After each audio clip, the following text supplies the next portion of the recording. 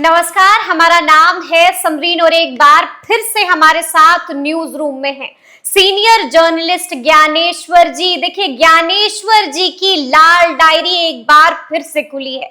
आपको मालूम है कि इस लाल डायरी में कई सारे किस्से हैं, कई सारी कहानियां हैं। तो एक बार फिर से हमने इसके पन्नों को पलटा है और आज एक बार फिर से हम एक कहानी सुनने जा रहे हैं। तो हम आपसे जानना चाहेंगे कि आज किसकी कहानी आप सुनाएंगे? देखिए समरी, ये जो कहानी है, जो हमारी लाल डायरी है, इसे हमने लिखना शुरू किया था 19 जून 2024 को। बिल्कुल। और देखिए, दिल्ली में राजौरी गार्डन में बर्गर किंग है, एक फेमस फूड जंक्शन है। बिल्कुल। वहां 18 जून 2024 की रात एक वारदात हुई थी, जिसमें बर्गर किंग के भीतर एक व्यक्ति की हत्या 40 गोलियां मारकर की गई। 40 गोलियां मारकर हत्या। पहले तो पहचान ही नहीं हुई।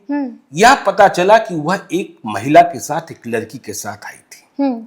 और पहचान पहले मृतक की हो, इसके पहले ही अमेरिका में बैठे एक गैंगस्टर ने, हिमांशु भाव ने इस हत्या की जिम्मेदारी ले ली थी। लेकिन उसने भी इंस्टाग्राम पर जो पोस्ट किया था, यह नहीं बताया था कि मारा गया व्यक्ति कौन है, वो शख्स कौन है। हाँ, वो शख्स कौन है। सिर्फ यह बताया था कि हमने शक्ति दादा की हत्या के बदले यह हत्या की है, 14 के बदले 40 गोलियां मारी है, आगे भी मारते रहेंगे। तो देखिए, जब आगे जांच बढ़ी तो स्पष्ट हुआ कि मारा गया व्यक्ति अमन जून है, जो हरियाणा का रहने वाला है। अशोक प्रधान गैंग से कभी इसका रिश्ता नाता था। तो दिल्ली पुलिस के लिए यह एक बड़ी चुनौती कि राजौरी गार्डन जैसे इलाके में बिल्कुल जी कौन है। वह तो अमेरिका में बैठा है, लेकिन अमेरिका के इशारे पर दिल्ली में गोलियां बरसाने वाला, 40 गोलियां बरसाने वाला शूटर कौन है? किसकी इतनी हिम्मत है? जो हिमांशु भाव ने पोस्ट किया था, उसमें दिल्ली के तिहाड़ जेल में बंद 2 बड़े गैंगस्टर्स का नाम आया था। अच्छा। नीरज बबाना और नवीन बाली। इन दोनों से भी पूछताछ हुई थी। देखिए, हिमांशु भाव अपने को दिल्ली का छोटा डॉन कहता है। अच्छा। जबकि तिहाड़ जेल में जो बंद है नीरज बबाना, वह अपने को दिल्ली का दाऊद कहता है। अच्छा जी। तो ठीक है ना। तो देखिए, अमन जून की पहचान स्पष्ट हो गई। फिर उस लड़की की पहचान भी स्पष्ट हुई कि वह लड़की जो है अनु धनकर है, और वह हिमांशु भाव के लिए लेडी डॉन का काम करती है। उसने ही अमन जून से इंस्टाग्राम पर दोस्ती गांठी थी और फिर बुलवाकर मरवा दिया। बिल्कुल। तो देखिए, यह चुनौती दिल्ली पुलिस के लिए पड़ी। अब दिल्ली पुलिस को यह दिखाना था कि दिल्ली में आकर यदि कोई गोलियां बरसाता है तो उसे हम भी नहीं छोड़ते। अंजाम बुरा होता है। अंजाम बुरा होता है। तो दिल्ली पुलिस की क्राइम ब्रांच ने इस जिम्मेदारी को कबूला जी। हाँ, कि हम पकड़ेंगे, हम मारेंगे। और आपको बताएं, देखिए, हत्यारे कौन है, शूटर्स कौन है, इनकी पहचान हो गई थी। कि इनकी पहचान कैसे हुई? इनकी पहचान हुई, 2 नाम आए थे सामने, आशीष एलियस लालू, ठीक है, यह गोली बरसाने वाला था, और इसके साथ बिक्की रिधाना। ये दोनों पहले से भी हिमांशु भाव के लिए गोलियां बरसा रहे थे और लगातार वारदात को अंजाम दे रहे थे। अभी कुछ दिनों पहले इन्होंने हरियाणा में एक ऑटोमोबाइल के शोरूम पर फिर से गोलियां बरसाई थी। अच्छा, तो हरियाणा की एसटीएफ भी लग गई और दिल्ली की क्राइम ब्रांच भी लगी थी। तो हम कहते हैं ना, पुलिस लग जाती है तो अपराधी बचते नहीं। परिणाम क्या हुआ कि 12 जुलाई को ये 2, जिनके नाम आशीष एलियस लालू और बिक्की रिधाना, जिन्होंने बर्गर किंग में गोलियां चलाई थी, और इनके साथ सन्नी खरार, अच्छा, दिल्ली पुलिस की क्राइम ब्रांच और हरियाणा एसटीएफ ज्वाइंट ऑपरेशन में मुठभेड़ में मार दिया गया। ये तीनों मार दिए गए, ठीक है ना। लेकिन देखिए, इसमें क्या कहानी आई। ये तीनों मारे गए, ठीक है, लेकिन हिमांशु भाव 5 दिनों पहले से कह रहा था कि ये तीनों पुलिस द्वारा उठा लिए गए हैं निहत्थे। अच्छा, ठीक है ना। और इसे भी मार दिया जाएगा। पुलिस गुंडागर्दी ना करे। देखिए, एक गुंडा पुलिस को कह रहा है गुंडागर्दी ना करे, ठीक है ना। तो ये तीनों मार दिए गए। अब बहुत सारे राज खुले हैं। अच्छा। इसलिए हमने अपनी लाल डायरी को अपडेट किया। अब क्या राज खुले हैं कि जहां मुठभेड़ हुई, जिस गाड़ी में ये तीनों बदमाश सवार थे, जब हरियाणा की एसटीएफ गई, लाश ले जाए जा चुके थे, सब कुछ अंत परीक्षण, इसके बाद उनके परिजनों को सौंपा जा चुका था, तो जहां मुठभेड़ की जगह थी वहां एक पर्स मिला। हाँ जी। और इस पर्स ने कुछ गवाही दी। इस पर्स ने क्या गवाही दी जी? कि ये पिछले एक हफ्ते से कहां विचर रहे थे। अच्छा जी जी। तो इस पर्स के भीतर से यूपी रोडवेज की 2 टिकट मिली। ठीक है ना? ये टिकट कहां से कहां का था? आगरा से मथुरा का था। अच्छा। अब मथुरा से पलवल का था। ठीक है। 98 रुपए का टिकट। जी जी जी। और एक पेन ड्राइव मिला। अच्छा, पेन ड्राइव भी हाथ लगी। पेन ड्राइव भी मिला जी। तो पेन ड्राइव के भीतर क्या था? पेन ड्राइव के भीतर कई तस्वीरें थी। तो ये तीनों क्या कर रहे थे? इतने शातिर थे कि मोबाइल से तस्वीरें खींचते थे। अच्छा। लेकिन मोबाइल से तस्वीरों को डिलीट कर देते थे। ओके जी जी। और पेन ड्राइव में स्टोर कर लेते थे। तो ये तस्वीरें क्या थी? ये तीनों जो हैं, मतलब बर्गर किंग और इधर हरियाणा में ऑटोमोबाइल कारोबारी के यहाँ अंजाम दिया। इसके बाद महाराष्ट्र में ज्योतिर्लिंग घूम रहे थे। अच्छा। महादेव का दर्शन कर रहे जी जी। ठीक है ना? महादेव का दर्शन। तो ये तस्वीरें हमने थंबनेल में एक तस्वीर दिखाई भी है जो पेन ड्राइव के भीतर मिली। ठीक है ना? जी। लेकिन अब बड़ा सवाल यह है, इसलिए हमने अपनी डायरी के पन्ने को आगे बढ़ाया कि जब 18 जून 2024 को इन दोनों ने जो मारे जा चुके हैं, अमन जून को मारा था, बिल्कुल, तो उसके बाद वे कहाँ गए थे? जी, ठीक है जी, बिल्कुल। तो दिल्ली पुलिस की क्राइम ब्रांच तो पहुंच गई थी। और देखिए, DCP ACP Umesh Bathwal lead कर रहे थे टीम को, और इंस्पेक्टर रामपाल जी, इन्होंने वहां डंप डाटा कलेक्ट किया। अच्छा, ठीक है ना? जी जी। वो मोबाइल के डंप डाटा, बिल्कुल, हाँ, बहुत सारे नंबर्स थे।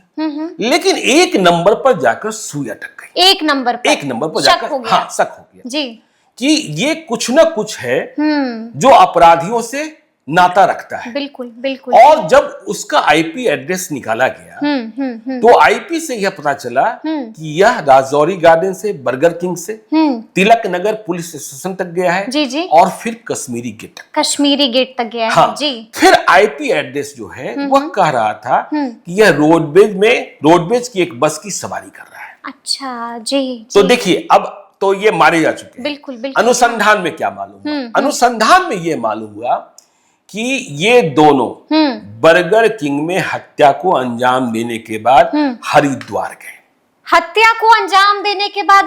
गए। हरिद्वार गए जी, और महाकाल के दर्शन किए। नहीं, हरिद्वार में महाकाल नहीं है, वो तो इंदौर में ना। हाँ, हरिद्वार में गंगा में, पतित पावनी गंगा में, पाप नाशनी गंगा में जी, वहां इन दोनों ने या तीनों ने मिलकर डुबकी लगाई। अच्छा, हाँ, ठीक है ना जी। ये हरिद्वार जाते हैं, गंगा में डुबकी लगाते हैं। और गंगा में डुबकी लगाने के पहले जो मोबाइल इनके साथ था, जो वारदात को अंजाम देने के वक्त भी साथ था, उसे ये तोड़ देते हैं मोबाइल को। ठीक है ना? तोड़ देते हैं जी। और तोड़ने के बाद जब गंगा में डुबकी लगा रहे थे तो तोड़े हुए मोबाइल को गंगा में प्रवाहित कर देते हैं जी जी जी, ताकि जो पुराने लिंक्स हैं या जिससे पुलिस सुराग पा सकती है उसे खत्म कर जी जी जी।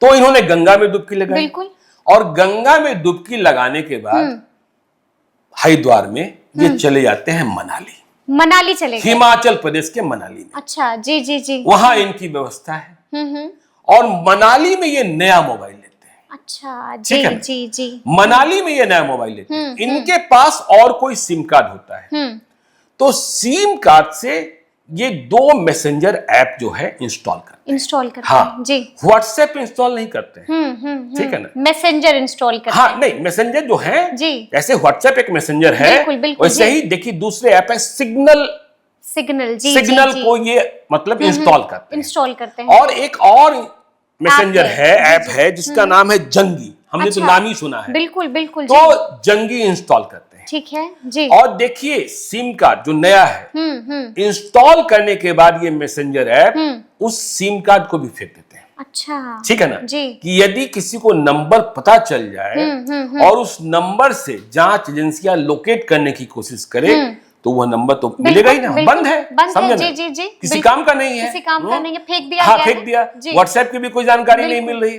तो अब सवाल पैदा होता है कि ये जो मैसेंजर ऐप इन्होंने सिग्नल और जंगी डाउनलोड किया, हाँ, इंस्टॉल किया। जी, जी, जी। इससे कैसे संपर्क करते थे? बिल्कुल, हाँ। तो ये क्या करते थे कि जब ये ऑटो में चल रहे होते थे, अच्छा, होटल में खाना खा रहे होते ठीक है, तो ऑटो वाले से कहते थे भैया जरा मुझे हॉट स्पॉट दे दो ना अपना। अरे जी, ठीक है ना, बिल्कुल, बड़े शातिर, हाँ, बड़े शातिर, हॉट स्पॉट दे दो ना। जहां रेस्तरां में खाना खा रहे थे वहां कह रहे थे हॉट स्पॉट दे दो ना। जी, ठीक है ना। जी, जी, तो देखिए ये आईपी एड्रेस कुछ कुछ मिलना क्राइम ब्रांच को शुरू हुआ, हाँ, कि हॉट स्पॉट। लेकिन ये जहां रह रहे थे जिस होटल में, लॉज में, वहां के वाईफाई का इस्तेमाल नहीं करते, कभी इस्तेमाल नहीं किया। हाँ, जी, जी। जब ये गुजर रहे होते थे, कहीं आधे घंटे के लिए रुक रहे थे, तो ये हॉट स्पॉट लेकर, बिल्कुल, तो दिल्ली पुलिस की क्राइम ब्रांच ने फिर उन कड़ियों को जोड़ा, उन शहरों में पहुंचे, हरिद्वार पहुंचे, मनाली पहुंचे, मनाली में पहुंचे, उन ऑटो रिक्शा ड्राइवर्स की तलाश की जिनके हॉट स्पॉट से इनके आईपी एड्रेस क्रिएट हुए थे। बिल्कुल, बिल्कुल, ठीक है ना। जी, जी, जी, जी। तो फिर चेहरे मिलते गए, मिलते गए, मिलते गए, मिलते गए। फिर उन रेस्तरां में गए जी, जहां जहां ये खाते थे, जी। लेकिन जब तक मनाली में क्राइम ब्रांच अपने ऑपरेशन को अंजाम देती, इन्हें पकड़ पाती, ये महाराष्ट्र के लिए निकल गए। अच्छा, जी, जी, जी। और महाराष्ट्र में कई ज्योतिर्लिंग हैं, बिल्कुल, बिल्कुल। और महाराष्ट्र में इस ज्योतिर्लिंग से उस ज्योतिर्लिंग, इस ज्योतिर्लिंग से उस ज्योतिर्लिंग। और देखिए पूरे दरमियान हिमांशु भाव से, और हिमांशु भाव का एक और आदमी है, वह भी हरियाणा का, वह भी जाकर अमेरिका में बैठ गया है, जिसका नाम है साहिल। जी, जी, ठीक है ना। साहिल वो है जो हिमांशु भाव के लिए वसूली का काम करता है, ठीक है ना। वही मतलब बाद में मेडिएट करता है, हिमांशु भाव के नाम से रंगदारी मांगी जाती है, इसके बाद कितने में समझौता होगा, कितने में डील होगी, यह साहिल तय करता है। तो जब वारदात को अंजाम दिया जा रहा था अमन जून का, देखिए हमने कहा कि डंप डाटा निकाला, बिल्कुल, और फिर जो जानकारियां मिली उसमें इस बात की जानकारी मिली कि ये दोनों शूटर्स जो थे उस वारदात को अंजाम देने के बाद सिग्नल्स मैसेजिंग ऐप के माध्यम से साहिल से अमेरिका में बातचीत कर रहे थे। अच्छा, साहिल से बातचीत, हाँ, साहिल से बातचीत कर रहे थे, ठीक है ना। और फिर जब हरियाणा में पिछले दिनों इन्होंने ऑटोमोबाइल शॉप महिंद्रा के, बिल्कुल, वहां गोलियों की बरसात, इस गिरोह की सबसे बड़ी पहचान क्या है? ये 1 गोली, 2 गोली, 4 गोली नहीं चलाते, 40 गोली चलाते हैं। 40 गोली चलाते हैं, 20 गोली चलाते हैं। तो जब इन्होंने गोलियों की बरसात कर दी, तो वहीं से ऑटो रिक्शा से गुजरते हुए हॉट स्पॉट लिया, और जंगी ऐप, बहुत लोग भारत में जानते भी नहीं होंगे कि यह भी व्हाट्सएप और सिग्नल की तरह एक, हाँ, टेलीग्राम की तरह एक ऐप है। तो जंगी गैप से यह संबंध बनाए हुए थे साहिल से, और साहिल जो है वह हिमांशु भाव को रिपोर्ट करता है, बिल्कुल, ठीक है ना। अभी देखिए इस गिरोह का एक और व्यक्ति बैंकॉक से जब इंडिया आया तो उसे गिरफ्तार किया गया है। अच्छा, जी। तो देखिए गिरोह किस तरीके से, कोई बैंकॉक में बैठा है, कोई यूएस में बैठा है, और किस तरीके से जो टेक्निक है, जो टेक्नोलॉजी है, उसका इस्तेमाल कर रहा है, यह समझने की बात है समरीन। तो इसलिए हमने अपनी डायरी के पन्नों को अपडेट किया, और यह कहानी रोडवेज की बस की टिकट भी है, फोटोग्राफ भी है, हरिद्वार में जाकर डुबकी लगाते हैं, ज्योतिर्लिंग का दर्शन करते हैं, समझ ही सकते हैं क्या हो रहा है, समझ ही सकते हैं क्या हो रहा है। तो फिर ये कहानी आपको कैसी लगी है, कमेंट करके हमें जरूर बताइएगा। तो बहुत बहुत शुक्रिया, धन्यवाद।